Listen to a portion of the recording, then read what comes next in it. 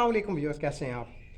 Construction और document control के अंदर स्कोप ऑफ वर्क किसे कहते हैं, आज की इस वीडियो में मैं उसके बारे में बात करूंगा। कोई भी कंस्ट्रक्शन साइट या प्रोजेक्ट कोई एक कॉन्ट्रैक्टर मुकम्मल नहीं करता।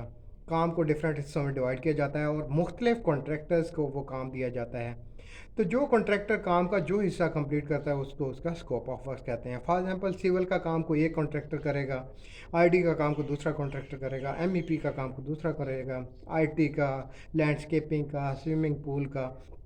तो इस तरह से जो भी कॉन्ट्रैक्टर जो काम करता है उसको उसका स्कोप ऑफ वर्क कहते हैं। ना सिर्फ कॉन्ट्रैक्टर बल्कि बाज़ औक़ात कंसल्टेंट भी डिफरेंट कामों के डिफरेंट होते हैं। For example, ID consultant, IT consultant, architectural consultant. तो सवाल ये पैदा होता है कि ये काम किसी एक ही कंपनी को क्यों नहीं दिया जाता है, डिवाइड क्यों किया जाता है, क्यों क्लाइंट जो है वो एक ही कंपनी को काम दे के और सिर्फ एक ही कंपनी से डील नहीं करता, क्यों वो डिफरेंट कंपनियों से डील करता है, हालांकि एक कंपनी से डील करना इजी होता है। तो इसकी कुछ रीज़न्स हैं, इस वीडियो में एक एक करके मैं उनके बारे में बात करूँगा। सबसे पहली रीज़न, साइज़ ऑफ प्रोजेक्ट। बाज़ औक़ात प्रोजेक्ट बहुत बड़ा है, को मल्टी स्टोरी बिल्डिंग्स बनानी है। फॉर एग्जांपल, 50 मंजिला बिल्डिंग बनानी है और 20 के करीब बिल्डिंग्स बनानी है। तो एक ही कॉन्ट्रैक्टर जो है वो सारी की सारी बिल्डिंग्स नहीं बना सकता। अगर वो बनाने की कोशिश करेगा तो वो फेल हो जाएगा। इसलिए काम को डिवाइड किया जाता है और डिफरेंट कॉन्ट्रैक्टर्स को वो काम दिया जाता है ताकि वो टाइम पे कंप्लीट हो सके। दूसरी रीज़न एक्सपर्टीज़ होती है। कोई भी कॉन्ट्रैक्टर या कंसल्टेंट हर काम में माहिर नहीं होता, एक्सपर्ट नहीं होता। For example, MEP, civil, IT, kitchen, swimming pool, एक ही कॉन्ट्रैक्टर सारे काम में एक्सपर्ट नहीं होता।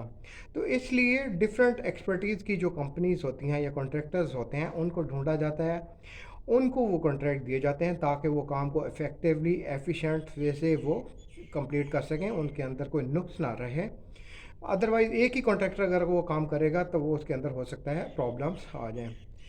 तीसरी बात यह है कि रिसोर्सेज। अगर बहुत बड़ा प्रोजेक्ट है तो उसके ऊपर रिसोर्सेज बहुत ज़्यादा चाहिए, लेबर रिसोर्सेज चाहिए, मैनेजमेंट रिसोर्सेज चाहिए, इक्विपमेंट रिसोर्सेज चाहिए। तो एक ही कॉन्ट्रैक्टर के पास इतने रिसोर्सेज नहीं होते कि वो बहुत बड़े प्रोजेक्ट को कंप्लीट कर सके।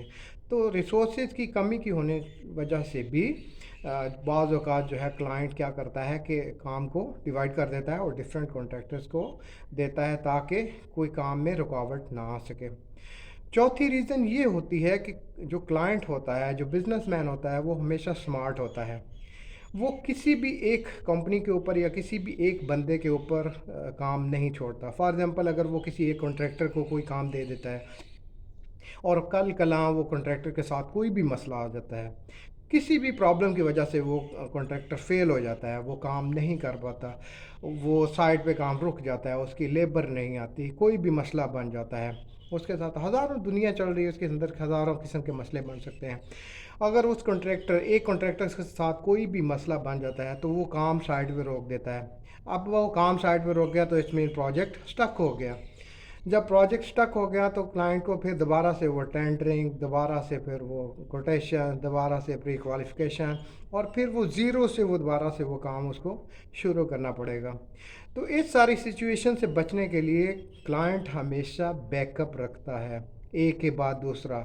फॉर एग्ज़ाम्पल, अगर एक कंपनी कोई भी काम करने में फ़ेल हो जाती है, वो काम टाइम पे नहीं कर पाती या वो किसी वजह से उसका काम रुक जाता है, मिस मैनेजमेंट हो जाती है, लेबर नहीं आती या कोई काम किसी और वजह से रुक जाता है, तो कॉन्ट्रैक्टर जो है उसका काम या उससे कुछ काम लेके दूसरे किसी कॉन्ट्रैक्टर को दे देता है। इस तरह बैकअप रखने के लिए भी काम को डिवाइड किया जाता है और स्कोप ऑफ वर्क जो है वो डिफरेंट कॉन्ट्रैक्टर्स के अंदर डिवाइड कर दिया जाता है। तो ये बेसिक रीज़न होते हैं स्कोप ऑफ वर्क के।